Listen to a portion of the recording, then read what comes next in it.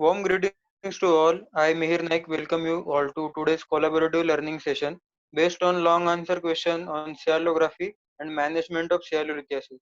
I would like to thank Dr. Bhushan sir and Dr. Narayan sir for this opportunity and their valuable guidance.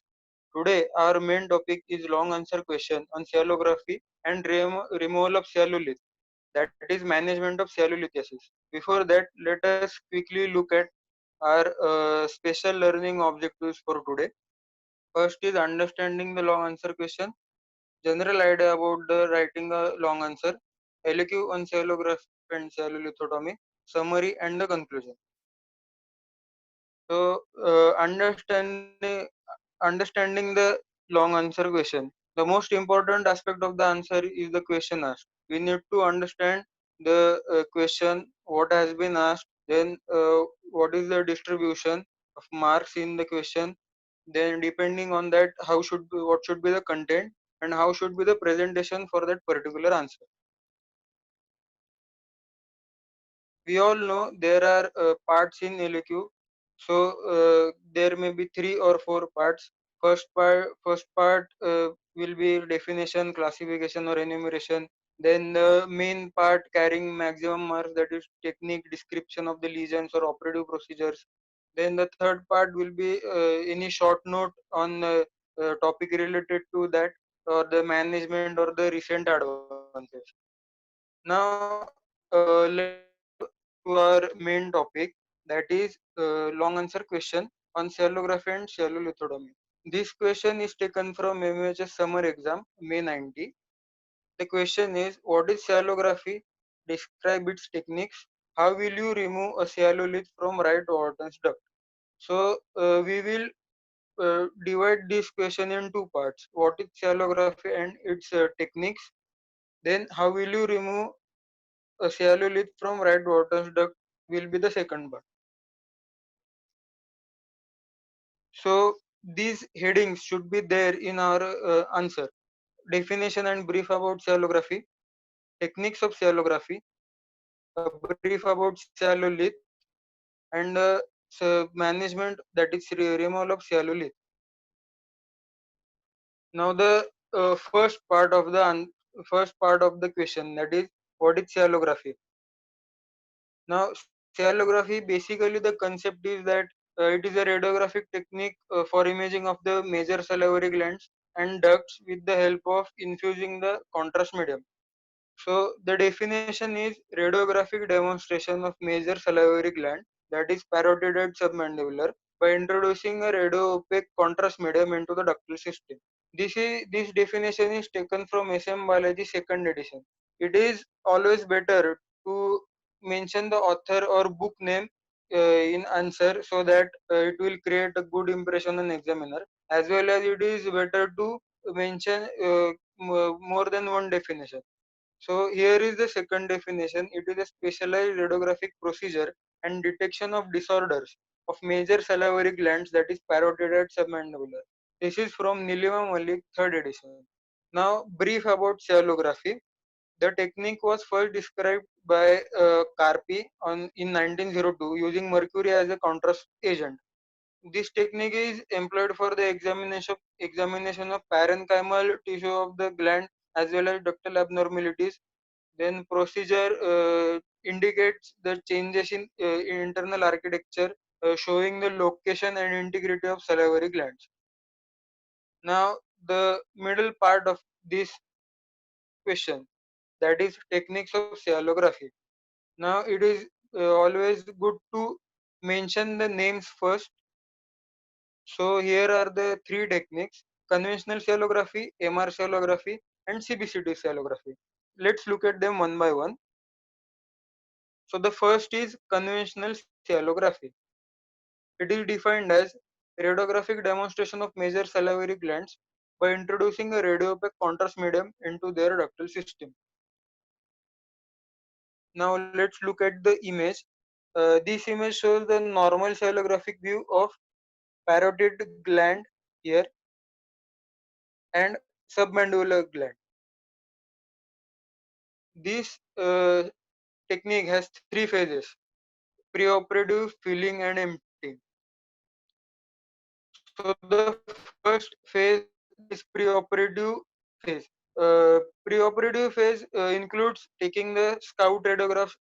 That means preoperative radiographs such as we take before extraction procedures or root canal procedures, which gives uh, idea about the position or the presence of the radiopaque obstruction as well as the normal anatomy of the salivary gland and structures overlying the gland.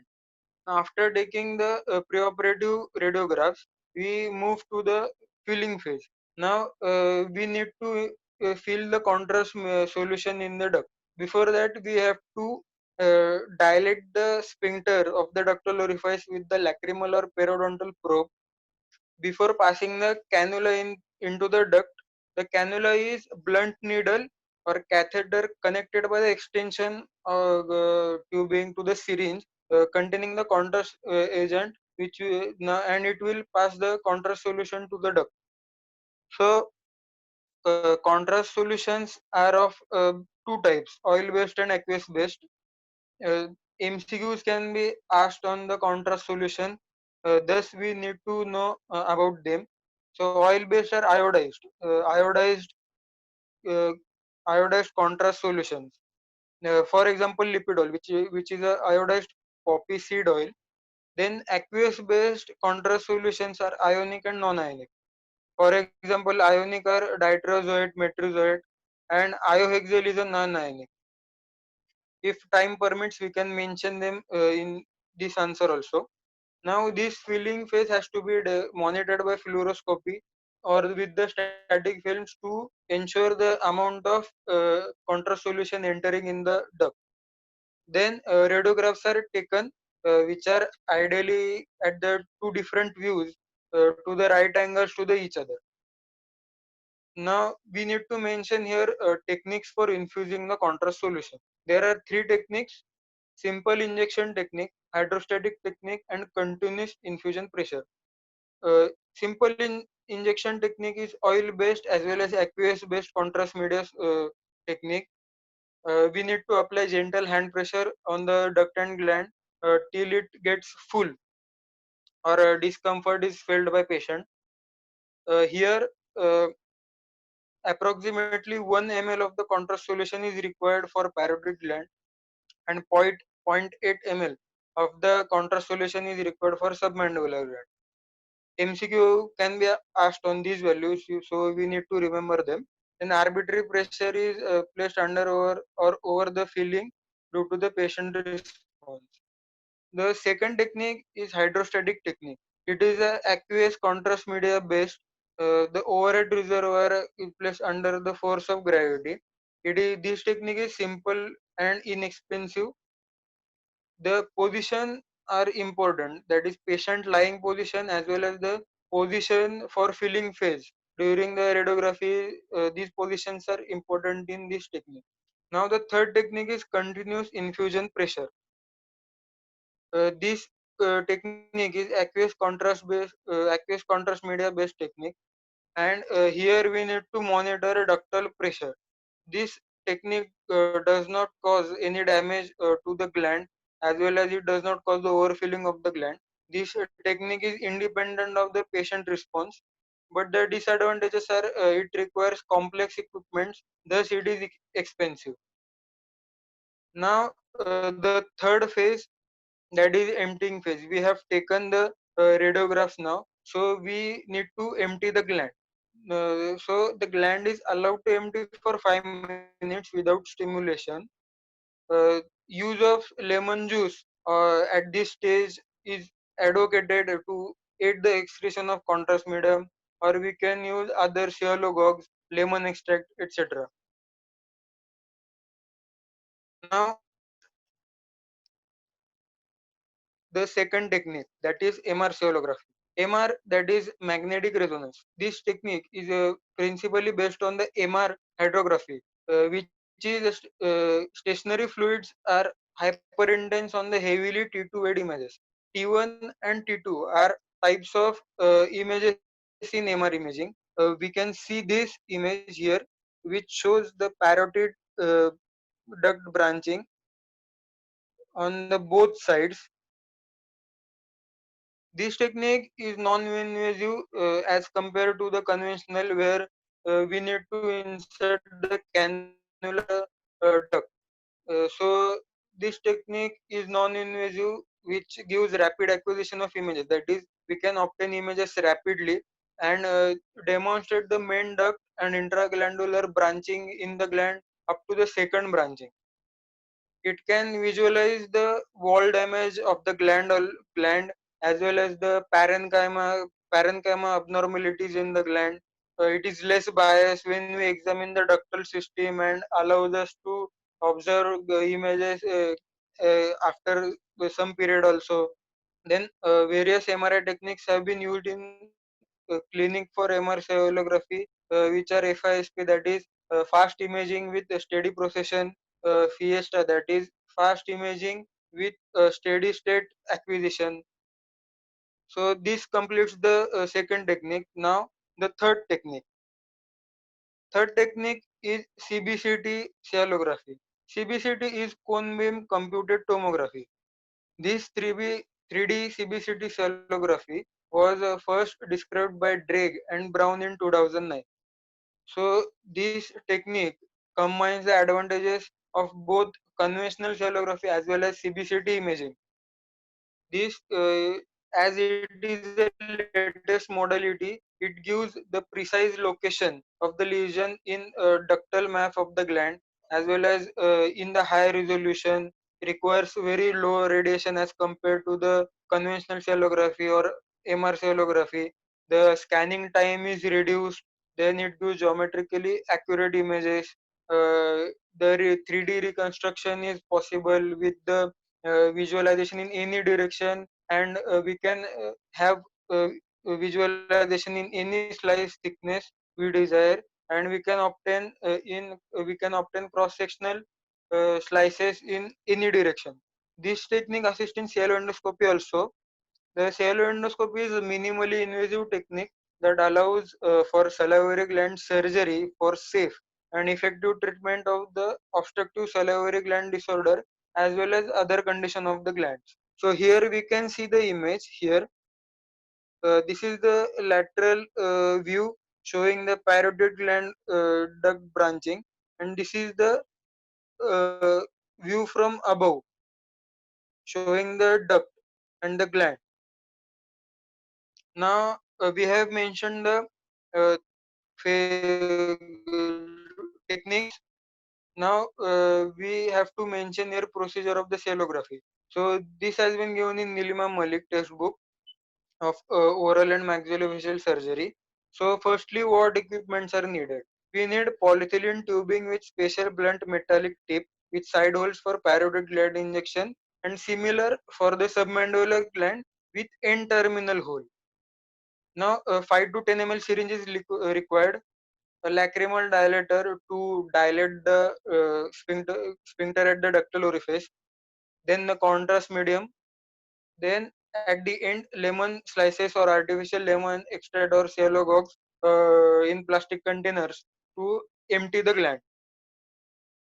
Now we have gathered the equipment, so we need to first identify the location of the ductal orifice. So the parotid duct is situated opposite to the upper, say first and second molar, that is maxillary, say first and second molar, in the base of the papilla of the buccal mucosa. So, and while doing the procedure, we need to dry the surrounding mucosa in the vicinity of the orifice with the small sponge. And in case of submandibular duct, it is located uh, on the summit of the papilla on the side of the lingual frenum. So now we have located the ducts. So we will explore the duct with lacrimal probe. This is the lacrimal probe here. This is how it looks, and it has markings on them showing the various sizes. So we know the Stenson's duct, that is parotid duct, a tortuous course, that is course with turns and twists. So we need to patient seek outward prior to the insertion of the probe, so that it will reduce the penetration of the probe at the sharp turns or twist of the duct in its course. And it will avoid the damage of the duct. In case of Wharton's duct, the probe should pass approximately 5 centimeter, that is considerable length of the floor of the mouth, so that it will reach the at the level of the posterior border of the myloid muscle. In the both ducts, probe should slide easily back and forth, and also it should rotate freely in the duct, so that we will get idea the condition of the duct and if there is any obstruction present. Now we have explored the duct, we will insert the cannula. So to insert the cannula here in this image, we are dilating the duct with the lacrimal probe. The ductal orifice is enlarged, and then the salivary cannula is inserted. Here we can see in upper image the salivary cannula is been inserted, so that the tissue presses firmly into the orifice to present the dye reflex, and this cannula is uh, taped to the patient's face, or patient is instructed to bite on the tubing wrapped with the sponge, so that it will not move, and contrast media will be infused properly. Now we have inserted cannula. We will slowly introduce the radiographic dye, that is our contrast medium. It is slowly introduced, and the amount of dye varies patient to patient, and of course with the condition of the gland. The fluoroscopy observation is done to determine the amount of dye, and the patient is instructed to inform or indicate the operator when the gland and ducts get full, or patient feels tightness in the gland. So approximately the values varies between zero point 0.5 to 0.75 ml for submandibular gland, and injection should be stopped if patient feels mild discomfort, or if dye is extravasated, or when gland is full.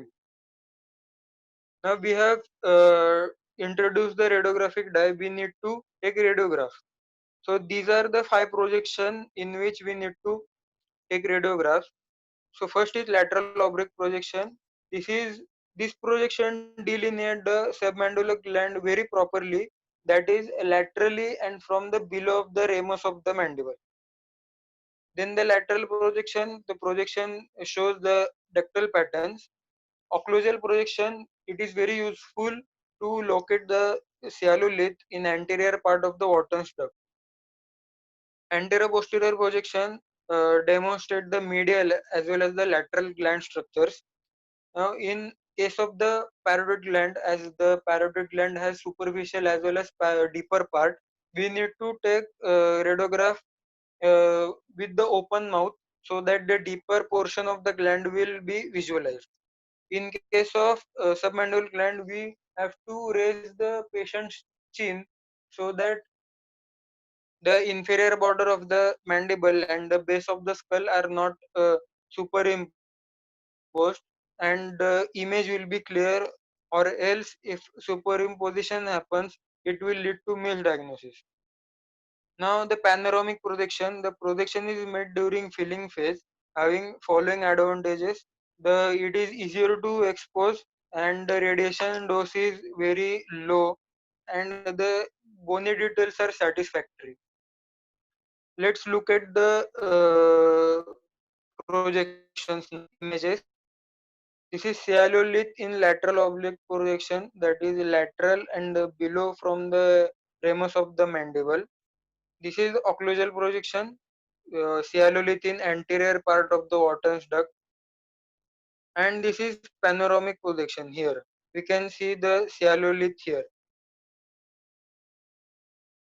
Now, as we have taken the radiographs, we need to empty the gland now. At the end of the celogram, the cannula should be removed from the gland, that is from the ductal orifice, and for the excretion, patient is instructed to chew the gum or suck lemon slice, or take lemon extract or other shallow cogs and to rinse the mouth. Now this will stimulate the salivary gland to produce more saliva, leading to uh, excretion of the dye. Then projection should be made again after removal of the cannula, so that that will ensure the complete removal of the dye. Now we have seen the normal cялographic view of the gland. So these are the uh, images showing the first image, which shows the normal appearance of the ductal structure of parotid gland, that is tree in winter appearance. Here we can show the tree in winter appearance. These are ductal branching, and this is the main duct. For submandibular gland, the appearance is called bush in winter appearance. These are the branches, and this is the main Wharton's duct. Now, in some conditions, that is cyalectasis, this is the appearance of focal collection of contrast media within the gland. Here we can see the focal collection of the contrast media in the gland. Now, then Cyalodochitis, that is sausage-like appearance. Here we can see it literally looks like a sausage.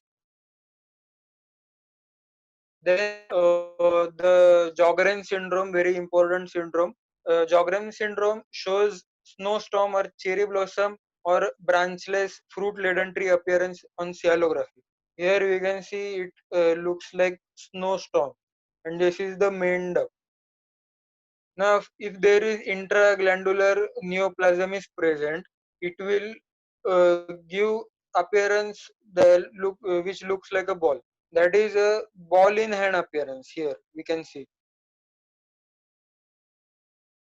Now, as we have seen the radiographs, we need to interpret them. For a parotid gland, the anterior posterior view shows the opacification of parenchymal tissue as well as ductal system. Now we can see superficial as well as deep portions in the image, which are connected by isthmus, which gets normally stretched, and and it should not be mistaken as a pathological finding. Normally, the stencil duct, that is parotid duct, is 5 to 6 long and 3 in width. The distance between lateral border of the mandible and the duct is 2 centimeters. There can be lateral displacement of the duct, which may indicate the possible mass in the gland. Accessory parotid gland may be there, which is situated superior to the duct, and it is very fine and delicate in the children as compared to adults. In case of submandibular gland, it is situated in submandibular triangle. The Wharton's duct, it is 5 to 6 in length and 2 to 4 millimeter in width. The orifice of the Wharton's duct is narrower and which is situated in the floor of the mouth. Normally, the information obtained from the cyelogram is mainly of distribution of ductal patterns as well as uniformity of duct caliber, that is condition of the duct, filling or non-filling of the acinar as well as parenchymal regions of the gland.